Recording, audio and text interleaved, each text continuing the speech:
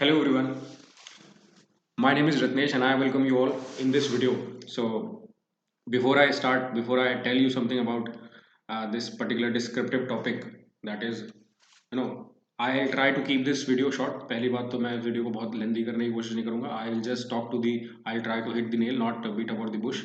So my intention is that this particular video is only for those students who are the true seekers of the content, जिनको content की requirement है कि sir हम descriptive के paper में क्या करके आने वाले हैं.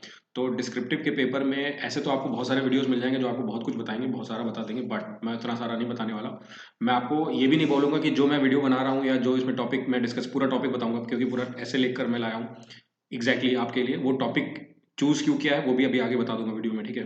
तो बेसिक पर्पज़ यहाँ पर ये है कि आपको मैं कुछ जो चुनिंदे टॉपिक्स हैं जो एग्जाम में एक्सपेक्टेड हैं वो मैं करा दूँ, ठीक है. ये एक वीडियो में एक ऐसे का टॉपिक कवर कर रहा हूँ और भी वीडियोस बनाकर दे दूंगा जिसमें आपको करीब 5 से 6 टॉपिक्स कवर हो जाएंगे. तो आप अगर उसको रट भी लोगे, जो कि मुझे नहीं कहना चाहिए, although I won't, I am not suppose to say this कि आपको रट के you just mug up and go to the examination hall, आप बट थोड़ा कॉन्शियस रहोगे कि हाँ ये कंटेंट ऐसा हमें चाहिए. तो this kind of content, this type of content is required in the exam to score marks. तो ये सच्चाई है, ठीक है. फॉर्मेट के मार्क्स मिलते हैं बिल्कुल आपको ऑनलाइन जब एग्जाम होता है, फॉर्मेट के मार्क्स मिलते हैं, बट जो इंपॉर्टेंट चीज़ है वो क्या क्या है देखो. सबसे पहले आपका content should be nice, it should be very very clear, बहुत डिसाइसिव आपका दिमाग लगना चाहिए when a reader reads the ऐसे whatever you have written. तीसरा पॉइंट यहाँ पर जो सबसे इंपॉर्टेंट रहता है, जो मतलब आप ऑनलाइन आपका पेपर आप डिस्क्रिप्टिव टेस्ट देते हो तो you are just suppose to be very careful about what, about grammar, ठीक है. Third point. Fourth point is a bit about spellings. Now why am I saying spellings, क्योंकि spellings आपकी गलत होंगी तो वो हाईलाइट हो जाएगा अपने आप ही, आपके मार्क्स कट सकते हैं, तो उसको अवॉइड करो. फॉर्मेट, कंटेंट, ग्रामर और स्पेलिंग्स, ठीक है. ये 4 पार्ट हो गए. इस वीडियो में आपको क्या अलग मिलने वाला है, ये सारा तो सब कुछ बताते हैं, everyone is telling you on YouTube, सारे बता रहे हैं, but what is different you are getting here in this video. So different which you are getting in this video is topic. Yes, my dear friends, I'm going to tell you the topic. Today's topic which I am going to take up entire, that is entire what, ऐसे, ठीक है, PO mains के लिए. तो ये आपको क्या topic है, post pandemic a new world for education, ठीक है. ये बड़ा इंपॉर्टेंट है, ये 3-4 बार हाईलाइट हो चुका है, मैं इसको नोटिस कर रहा हूँ, आप भी नोटिस करोगे. ये पहला टॉपिक है, ये पहला टॉपिक है जिसका वीडियो मैं आपको दे रहा हूँ. ये तो पूरा वीडियो देख लो एक बार, कैसे इसका कंटेंट, अगर लगे समझ में आ रहा है तो अच्छी बात है, और अगर समझ में नहीं आ रहा है ना तो लास्ट ऑप्शन क्या है पता, मग इट अप, मतलब रट्टा मार लो, ठीक. Post pandemic a new world for education, मतलब जो ये पैंडेमिक आया कोविड-19 उसके बाद क्या है एग्जैक्टली. अच्छा, टारगेट क्या रखेंगे, 200-250 वर्ड्स एक्चुअली होता है, 200 वर्ड्स भी कई बार लिखा होता है एग्जाम में. जब क्वेश्चन पूछा जाएगा तो वहाँ पर साफ साफ लिखा होगा कि 250 वर्ड्स का 250 वर्ड्स का आपको ऐसे लिखना है, ठीक है. तो ये टारगेट रखना. इससे अगर 270 हो जाता है ना तो बिल्कुल घबराना मत कि नहीं अरे सारे नंबर कट जाएंगे, ऐसा कुछ भी नहीं है. 250 से 270 के बीच में रखना, मतलब कोशिश करना 270 एक्सीड ना होने पर 20 वर्ड्स ऊपर हो जाते हैं कोई दिक्कत नहीं, ठीक है. इधर से 5-10 वर्ड नीचे भी हो जाते हैं तो भी चलेगा, आसपास रहने दो, 250 के आसपास रखो, ठीक है, कोशिश करो. तो ये सारी चीज़ें क्लियर है. अच्छा चलो अब बात करते हैं कि इस को अगर एग्जाम में हमसे पूछा गया post pandemic a new world for education, तो हम लोग क्या करने वाले हैं, वहाँ पर क्या लिख कर आएंगे. तो सबसे पहले तो मैं बता दूं कि अगर ये टॉपिक आ गया एग्जाम में, ठीक है, तो सबसे पहले आपको दिमाग में क्या आइडियाज लाने. आइडियाज कहाँ से लाओगे, अचानक से तो आएंगे नहीं. अब आइडियाज आएंगे कैसे कि आपको उस जगह पर एग्जैक्टली एग्जाम में ये पोस्ट पैंडेमिक दिखेगा, तो पैंडेमिक से आपको सिर्फ एक ही चीज याद आएगी, वो है कोविड-19. तो कोई डाउट ही नहीं है इसमें, तो कोविड-19 से रिलेटेड कुछ ऐसे पॉइंट्स बता दूंगा अभी कि जो दिमाग में बस जाएंगे, और उसके बाद एग्जाम में जाके वही छापाना, ठीक है. न्यू वर्ल्ड फॉर एजुकेशन, इसमें एजुकेशन को जोड़ना है पैंडेमिक से, ठीक है. तो आपको पता है हमारे शिक्षा जगत पर क्या प्रभाव पड़ा है, what kind of effects are we facing, are the students facing. So everything it's very clear ना, very crystal clear, but yeah we have to just be like a juggler. हमें उसको बहुत सही तरीके से एग्जैजरेट भी करना है, सही तरीके से डिस्प्ले भी करना है, डेलिनेट भी करना है, तो we should be very careful about this thing, ठीक है. चलो प्रोसीड करते हैं. इसको थोड़ा मैं बार बार मुझे इरेजर वगैरह यूज करना पड़ेगा क्योंकि this is the only way to write word fight पर लिखना थोड़ा मुश्किल होता है, but I have arrange things आपके लिए. ओके तो थोड़ा मुझे इसको भी रब करना पड़ेगा मेरे को लग रहा है. चलो ये तो आप नोट ही कर लेना, इसको पॉज करके वीडियो को, ठीक है, सारा नोट कर लेना, मैं रब कर देता हूँ. तो आपका फोकस किस चीज पर होना चाहिए. अब यहाँ पर स्टार्टिंग करने जा रहा हूँ, टॉपिक कैसे स्टार्ट होगा वो देखना जरा. देखो यहाँ पर स्टार्ट हो रहा है, United nation general assembly UNGA proclaims 24 जनवरी.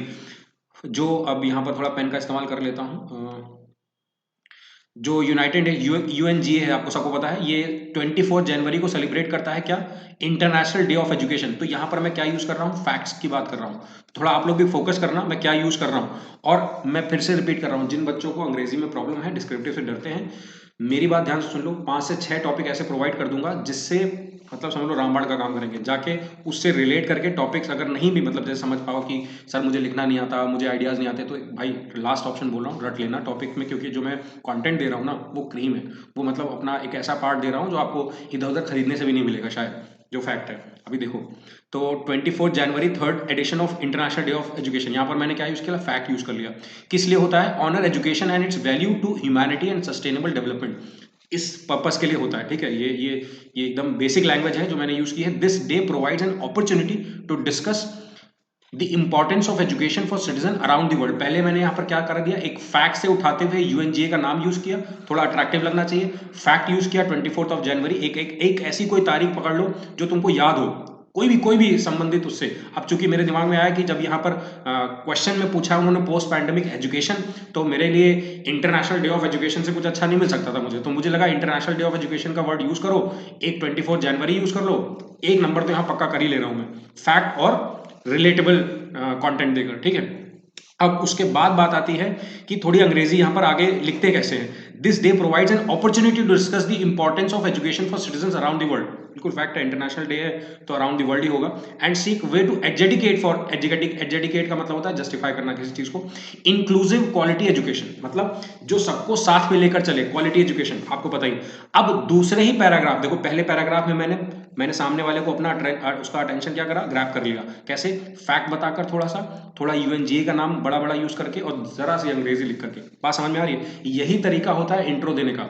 मैं आपको बता रहा हूं, जो आपका डिस्क्रिप्टिव चेक करता है ना, वो ऐसा नहीं है कि कोई मतलब बिल्कुल हार्वर्ड यूनिवर्सिटी से आजकल जो पढ़ के आ रहे हैं बिल्कुल वही चेक करेगा, ऐसा कुछ भी। बहुत नॉर्मल बंदा होगा वो चेक करेगा आपका ऐसे, और नॉर्मली आपको नंबर दे देगा। क्यों, क्योंकि आप एक एस्पिरेंट हो बैंक के या किसी ऐसे एग्जाम के जहां पर आपको एक सिंपल तरीके से आप एक अच्छा एक टर्म यूज कर ले रहे हो और आपको फैक्ट्स भी याद है। ये बहुत बड़ी बात है, मैं बता रहा हूँ आपको। कोई यहाँ पर बहुत खतरनाक अंग्रेजी नहीं यूज करी, सिंपल, मगर नंबर मिलने वाले तय है। Education has shifted from 4 walls. अब मैंने सेकंड में क्या बात कर ली, सेकंड पैराग्राफ में मैंने बात कर ली प्रॉब्लम है क्या। भाई सबको पता है ये प्रॉब्लम है कि एजुकेशन की दुनिया बदल गई है, पहले से बदल गई है।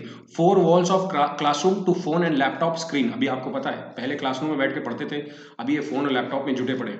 On the face of it, it has helped institution to continue with the curriculum even during the lockdown.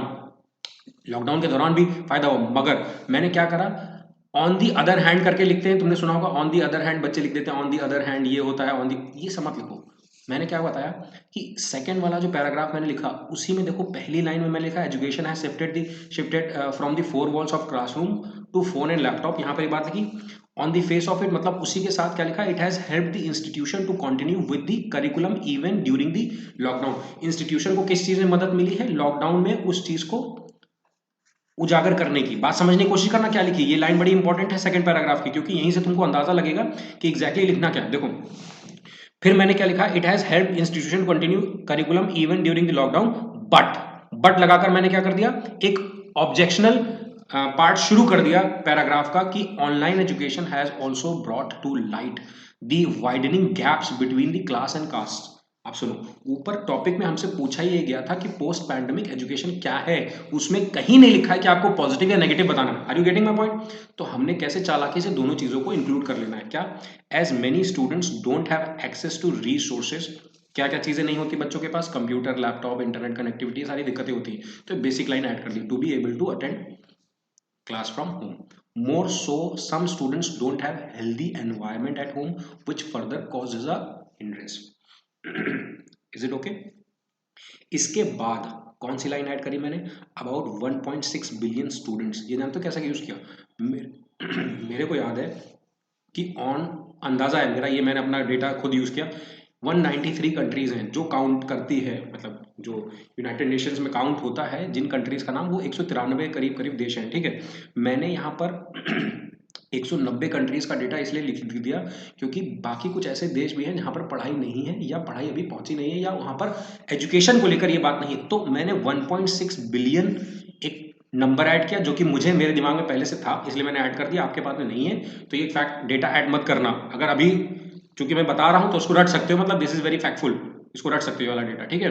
तो about 1.6 billion students from 190 countries were affected, किस चीज से? शटडाउन, किसकी वजह से? कोविड-19। ये बहुत सिंपल लाइन थी, यहां तक समझ में आ गया।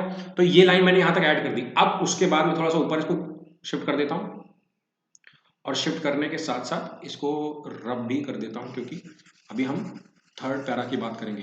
और कितना छोटे से लाइनों में मैंने पूरा 250 वर्ड्स का बाखूबी से इस्तेमाल कर लिया है और आपको यहाँ पर बताने की कोशिश करी। अब जरा देखो, ध्यान से सुनना, आपकी अगली लाइन आने वाली है।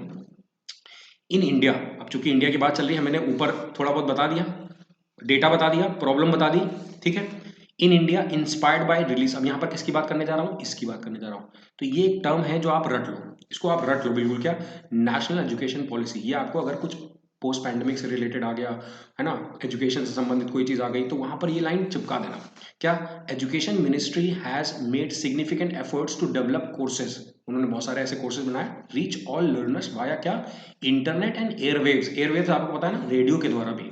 Still much more needs. अब देखो, जैसे ही ये लाइन खत्म करी, मैंने तुरंत एक लाइन, एक सजेशन की लाइन मोड में लेके चला गया रीडर को। क्या?